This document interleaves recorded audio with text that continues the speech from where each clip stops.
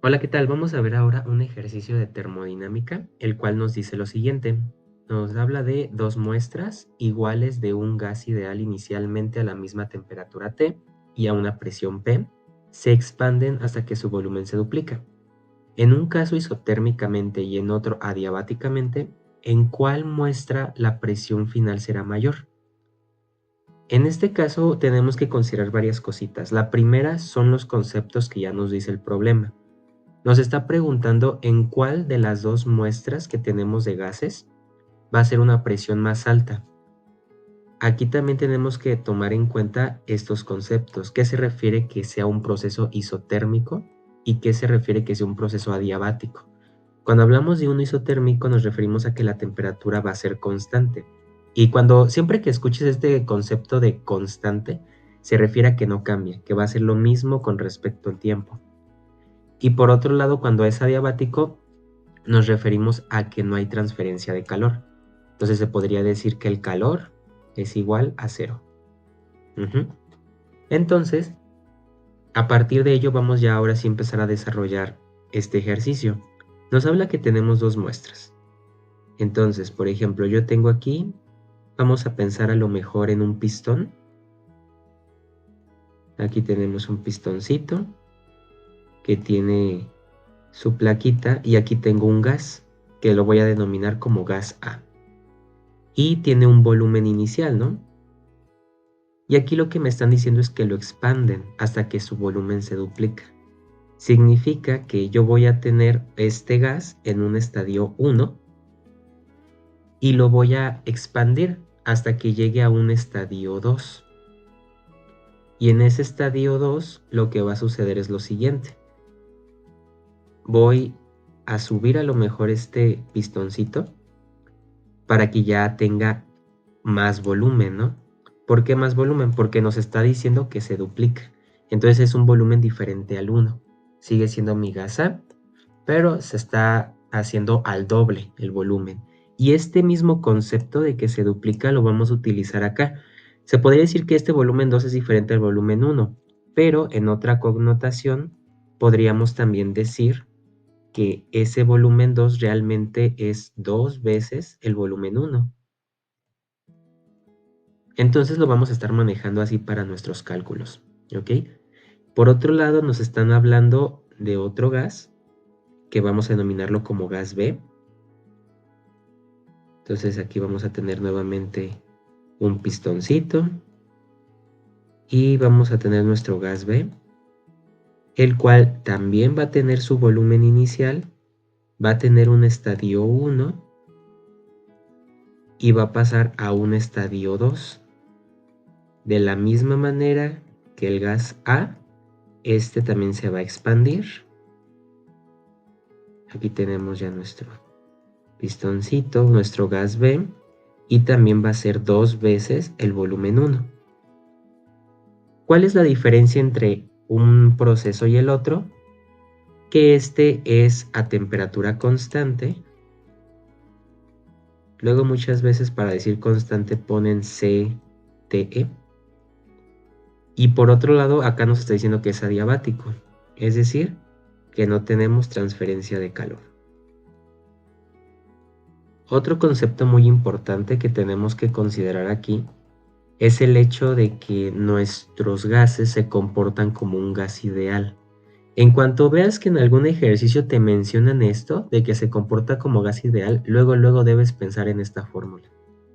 La de PV igual a nRT, que muchas veces ya hay como algunas relaciones para poderlo recordar como pavo igual a ratón o Pancho Villa y demás, ¿no? Son ahí algunas mnemotecnias que pueden ser útiles.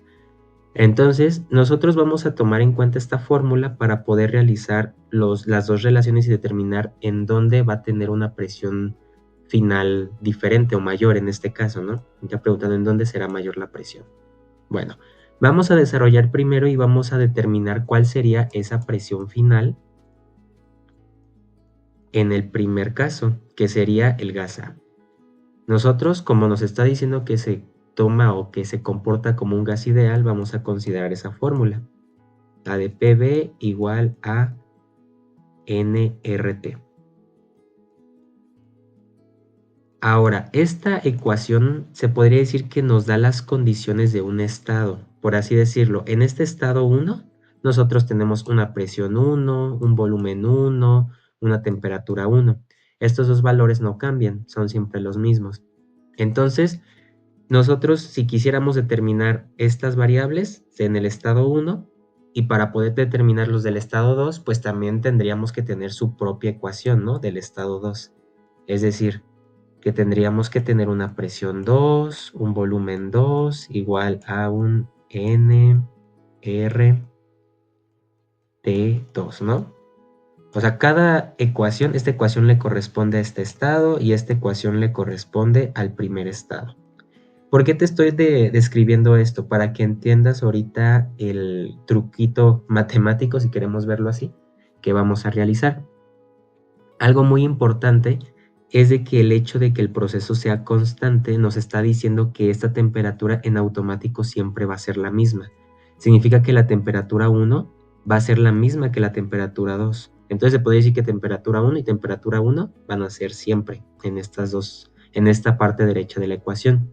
Entonces, en automático, si PB1 es igual a nRT1 y P2B2 es igual a nRT1 también, o sea, este también sería un 1, que lo voy a colocar más ligerito, significa que estos dos son lo mismo, ¿no? Entonces, yo podría relacionar de que presión 1 y volumen 1 va a ser igual a presión 2 y volumen 2. Porque si uno es igual a uno y este es igual también a ese mismo, pues significa que estos dos son lo mismo, ¿no? Entonces, de esta manera yo ya tengo mi primera relación. ¿Y qué habíamos dicho del volumen 2? Que es lo mismo que tener dos veces el volumen 1. Entonces voy a tener que P1, B1 es igual a P2 que multiplica a dos veces el volumen 1, ¿verdad? Entonces ya tengo las dos variables de la misma manera. ¿Qué es lo que yo quiero determinar de toda esta ecuación? La presión final, ¿no? Que es esta, PF, o si queremos verlo así, la presión final. La presión 2, perdón. Entonces voy a despejarlo para ya tener directamente mi valor de presión final, que en este caso va a ser igual a P1 por B1 sobre 2 veces P1. En automático, ya como de forma matemática, yo ya podría decir que estos dos se van, porque se hacen uno. Entonces al final, lo que voy a tener va a ser que la presión 2 va a ser igual a la presión inicial sobre 2. ¿Ok? Quédate con este dato porque lo vamos a necesitar al momento ya de resolver. Ahora tengo que sacar esa misma presión final, pero con mi siguiente gas, que sería el B.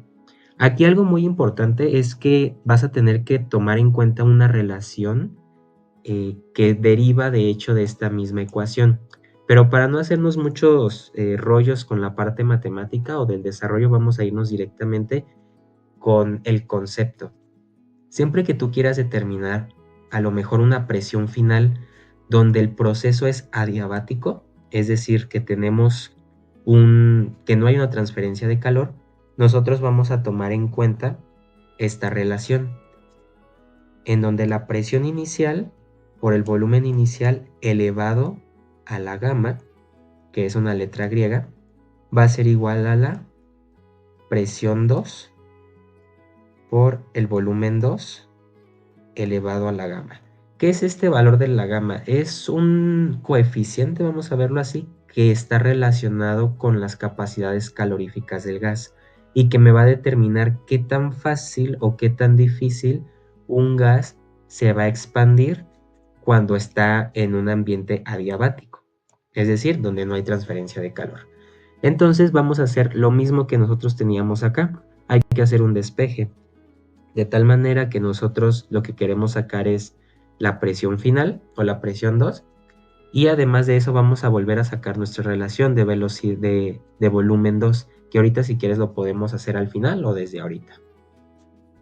Vamos a hacerlo al final para que vayas viendo paso por pasito la cuestión del despeje. Vamos a dejar la presión final solita para que esté igual que acá. Entonces, vamos a hacer lo siguiente. Vamos a pasar, lo voy a colocar del lado izquierdo. La presión 2 va a ser igual a la presión 1 por el volumen 1 a la gamma sobre volumen 2 a la gamma. Y esto a su vez, ¿a qué es igual? Es igual a presión 1 por volumen 1 a la gamma sobre, ahora sí, vamos a sustituir. En lugar de volumen 2 va a ser 2 veces el volumen 1 a la gamma, ¿no? Todo este valor está a la gamma. Entonces, ¿cómo es que podemos ahora hacer esto? Podemos aplicar aquí un poquito de álgebra. Si ves acá tenemos dos elementos que están elevados al mismo exponente, entonces yo fácil podría hacer esto, ¿no? La presión inicial que multiplica al volumen inicial sobre 2 veces el volumen inicial y todo esto elevado a la gamma, ¿no? Ya que los dos están elevados a lo mismo, fácilmente yo puedo separarlos. Realmente esto pues es la misma expresión, pero anotada de una manera diferente. Entonces acá hacemos el mismo análisis de ahí arriba.